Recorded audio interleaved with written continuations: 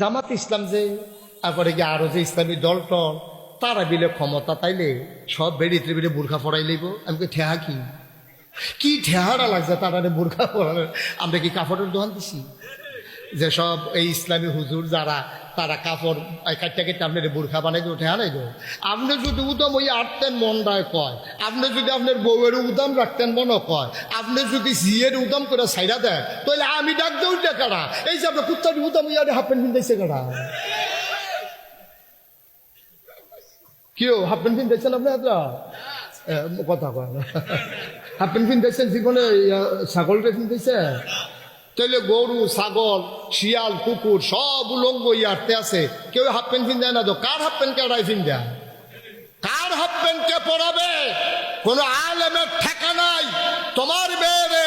তোমার বউয়েরে বুরকা পরানোর তোমার বউয়েরে তুমি যদি মনে করো বুরকা পরানো দরকার তুমি পড়াইবা আর উলঙ্গ করে ছেড়ে দিলে তোমার বউ দেখবে আমার এতে কুছ করো অনেক ঠিক কিনা কর তুমি কি করবে এটা তোমার ব্যাপার তোমার বউয়ের তুমি উদম করেছো কে রে আপনাদের অনেকে বিয়ার পরে ফেসবুকে ছবি দেয় না বউয়ের ছবি তুললা ছবি দিছে ফেসবুকের ভিতরে নিচে দিয়ে লিখা দিছে তোর আর বা বিয়ে অসুভতে এবার তারে কি ফিট টাইম মতন দেবো তারে ফানির তলে সুবা দিয়ে বুটবুটি সরাইলে তার কি গোনা মাফ হইব তার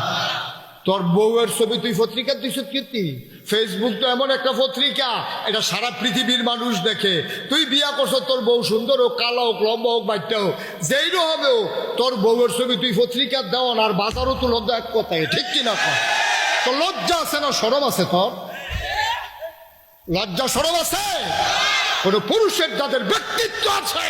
তারা কোনোদিন তার বউয়ের ছবি পত্রিকায় দেয় না ঠিক কিনা কর যারা ব্যক্তিত্ব সম্পন্ন বাপ তার মেয়েদেরকে উলঙ্গ করে রাস্তায় ছেড়ে দেয় না ঠিক কিনা বলো